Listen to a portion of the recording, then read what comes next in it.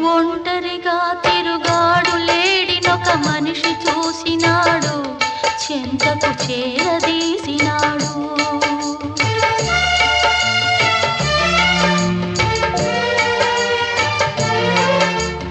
అభమో శుభమో తెలియని లేడి అతనిని నమ్మింది, తన హృదయం పరిచింది.